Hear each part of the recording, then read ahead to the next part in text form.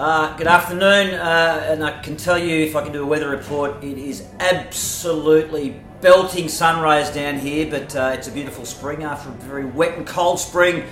Melbourne has delivered, and one pub that delivers regularly and has delivered regularly for 21 years is the Corner Hotel, where we are now, upstairs. And I've got one of the co-owners and a good friend of mine, because I've known him for 21 years, is Tim Northeast. Tim? Hello. Good. And also, I might just preface, also the CEO, the chair of Music Victoria. That's right. I did say just like an executive, and you corrected me. It's like Chief Inspector Clouseau, and they go, Inspector Clouseau, and he goes, Chief Inspector Clouseau. Yeah. But anyway, mate, first up, congratulations, 21 years. Thank you. Before we talk about the Corner for the last 24 years, what's your first memory of the Corner Hotel? My first memory is actually my mate had a hot dog van before food vans were even thought of, and he had it was called Top Dog, and we used to set up outside the Corner Hotel. With a permit or not? No permits. The glory days. And we got really into selling hot dogs and made quite a bit of money. So. Over 18 or under 18 at the time? Just over 18, yeah. Just, yeah. So first job, so Friday, Saturdays? Yes, and it was pretty colourful down here in those days. So no kitchen at the corner back then? No, and it was the aftermath of the heady Helicon days of the Corner Hotel, so pretty rough. Choppery would have been impressed. Yeah, exactly. Yeah. So that was my first experience at the venue. Okay, let's go to post that. The hot dogs aren't enough. Did you come and see a band here? No, it actually passed me by, because I was managing the Punters Club Hotel for a number of years with my business partner Matt Everett, who's my co-owner at this venue. So we sort of skipped this venue, and we were spending most of our time in Fitzroy. So never saw a band here. I actually came upstairs to a couple. They used to have a nightclub up here, which had a. Is this the Wayne Gale years? Yeah. This is Career Way. Yeah. And it had a couple of blow-up pools, which were part of the attraction, and. But it was pretty scrappy up there, but that was my only experience. It's scary for a young lad, was it? Yeah. So no, when we found the place, it had been empty for about 18 months. That's right. So just to preface, I won't Gale. This is how I came here. This is in the early 90s. I did some gigs as the stage guy for the Painters and Dockers and stuff like that. So that was my first thing. The stage was in a different position, and then it was just in a bit of kind of recess for a while before you guys took over? Yeah, I think Wayne left and a couple of other guys took over, and didn't last that long, and then it was an empty venue. It was a receivership, I think. So you just got it cheap?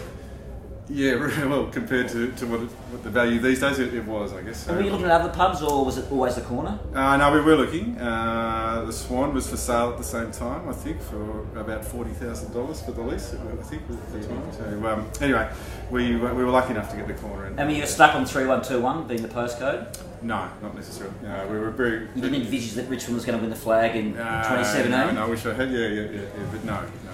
Okay, so you're away. Let's talk about some of the early gigs. And from memory, was it Magic Dirt?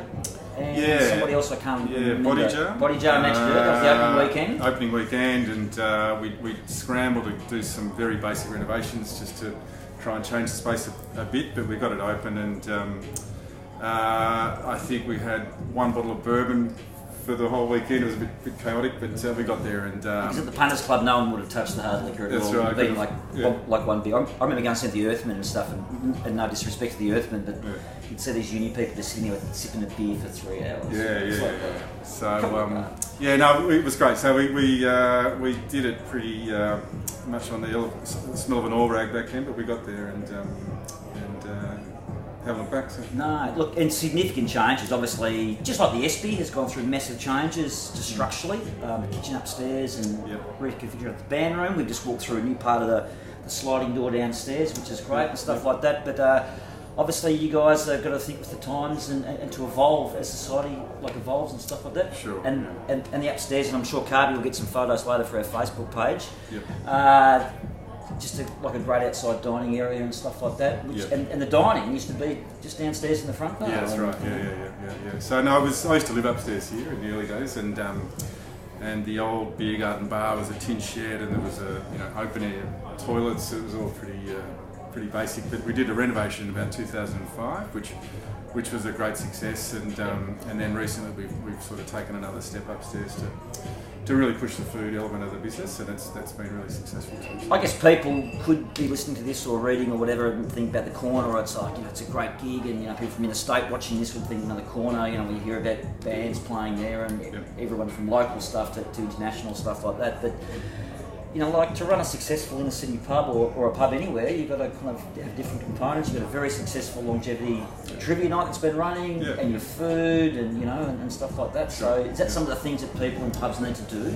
Yeah. Well, we try to be multi-dimensional, and which food, trivia, music, those sort of things. And the sporting precinct, we attract because of our location, a strong sort of support from sporting fans. What are you talking about? You've got the Melbourne Storm down the road, you've got the two soccer clubs, you've got the MCG, you've got the Australian Open. Yeah. So we're blessed with location. 3-1, 2-1.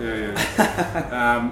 And we've also always tried to maintain a pretty diverse entertainment program. So we've never focused on a particular genre, and we've really encouraged different genres and try to support some of the smaller genres if those markets have developed. As I was thinking the other day, like you would get lots of Triple J bands that are big that tour and come from Melbourne that I don't know about and stuff like that. Sure. And I was looking at the gig guide before, and we're the same age, we're a different generation, and we appreciate that younger people go out and see bands and stuff like that, which is the future and stuff like that, getting that culture. But I was looking at the gig guide and I'm going, I don't know half of these kind of things, but I'm getting a little bit honest myself. I looked at the Meredith lineup and went, who? It's like, and no disrespect to anybody, but that's there's people and stuff like that. I guess that's been a success to the pub, that you haven't been, you're not like this, you're not that. You just you could have a Scar night, you could have a like Darryl Braithwaite, you could have like Lordy, you could have like just an up and coming band. That's one of the successes of the club. Absolutely, and there's still we had Adelaide to play here last weekend, so from Magic Dirt. So the fact that those artists are still happy to play in the venue and drawing a crowd is fantastic, and it really it shows you how strong the market is in Melbourne and how much support that people give music in Melbourne. But it's also really exciting for me.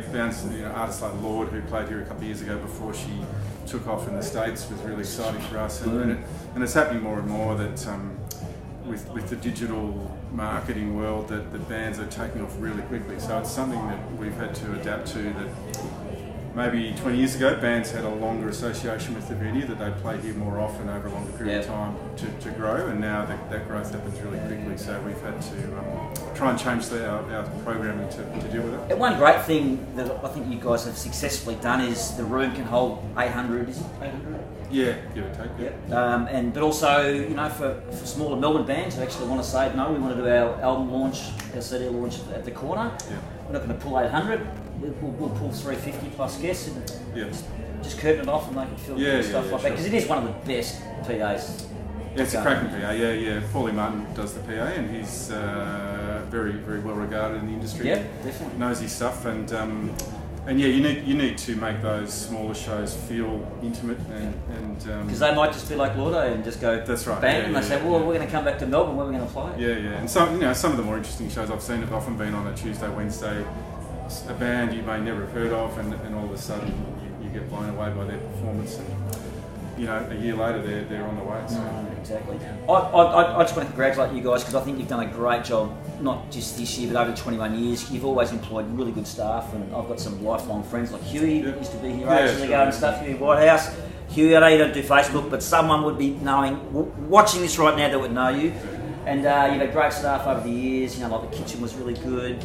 You've had great technicians. I've worked here several times with bands and stuff like that, Southern Culture and Black Eyed Susans and Luna and stuff like that. Yeah, all great bands, DJ Elbow and Community Cup after parties when we're at Punt Road and stuff like that. Is that one of the business acumen successes that you have, is just like getting really good people? I think bar or managers and stuff? I think good pubs are good people, and that's what it's all about. So I don't know who to give credit to, maybe me, Evo, you could see that, but clearly. You don't become the CEO of, or the chair of Music Victoria, they have a vision how to run a good pub. But I am proud of our culture, and you've just sort of touched on the way that culture permeates through the industry. how it draws people into the venue. But you know that you've got a pretty good name about what you do. Yeah, but we work hard to of course. maintain it, and that's something we pride ourselves on. And and the reason I think we've hung around 21 years is because of that. So we're here to stay. We're not going anywhere in a hurry. So, definitely. Yeah. Just joining us here in the Pubcast Show, we go live right around the world, 8 p.m. Australian Eastern Summer Time, and with Tim Northeast, who is one of the co-owners and the chair of Music Victoria. We're here to celebrate the Corner's 21st under this incarnation's longevity of music. Give us some of your highlights of who's played here that you've physically seen. Look, tough question. Sorry, on the spot. Well, I recently went and saw them at the Music Bowl. It was the Oils played here in '96 and played 3 nights, I think, and it was the Spinning Wheel. That was the Spinning Wheel, yeah. And they turned up with 3 semi-trailers of gear and roadies and pulled out our PA and extended the stage. Pulled it out, did they? Yeah. So it was, I remember they opened the back door. I opened the back door and there was this huge roadie just sort of said, "Get out of the way, son." And I went, "Okay." So that was really memorable. Crowded House played here before the Opera House shows in Sydney. That was their last. Yep. Farewell tour. Yep. Which was really exciting for us.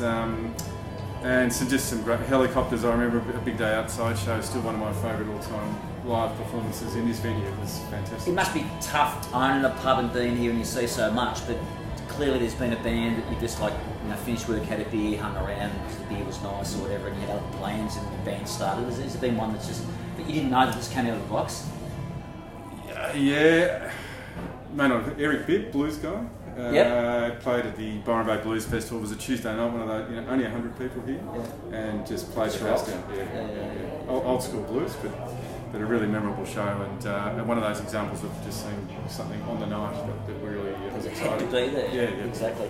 Hey, before we let you go, because we're going to head downstairs and celebrate with Melbourne's finest, they're all lining up to get in. What's some of the issues that you guys have here at the Corner? Like everyone might think, great location, right in the middle of north-south divide, great room, great PA, but fair to say just around here, not many resident complaints, but is there something that you guys are concerned about going into the future? Look, like most inner city venues, it's gentrification, so there are apartments going up around us everywhere, and we need to protect ourselves from those apartment developments, and some of the work we've done with Music Victoria goes a long way to achieving that through agent of change laws. Must be handy just ringing the minister saying, I wish. Tim Northeast here. I wish. But that's his seat. This is his seat too, isn't it? The planning minister. No, he's down at Port Phillip, isn't he? No. Planning. Sorry. Planning here. Sorry, you're right. And just the way the area's changing, the land becomes more expensive, the rents go up, etc. So.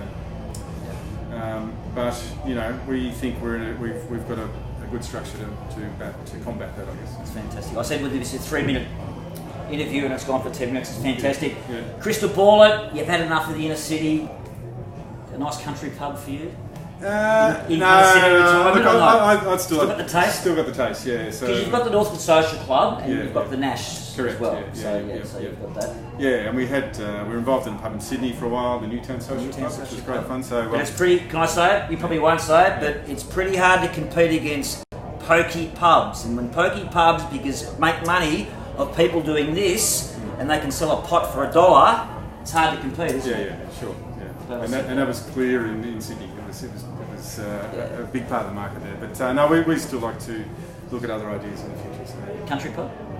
Who knows? Yeah, why not? Yeah.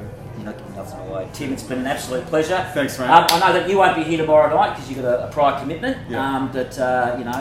Thanks for having us at the Pubcast tomorrow night. We're looking forward to it. We're actually going to do it on the stage, so the first Pubcast on the stage, and we'll tell some great stories about performers like Joe Mescalero and Tism and what else was there? The Black Eyed Susans Christmas show, Southern Culture on the Skids, and Sonic Youth. Yeah. Everyone's played here. Fantastic. It's good. Who hasn't played here?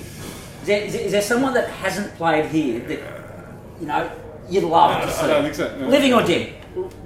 Frank Sinatra? Yeah, James Brown. I don't know. James Brown. Fantastic. All right. Thanks, Evo. Thanks for having me on. And probably next time that you're having a chat around Music Victoria table, if there's any scraps on the table for some funding to throw the Pubcast Show, because we're all about putting people in pubs. Yeah. That'd be great. Good on you. All right, see ya. All right, mate. Thanks, Carby.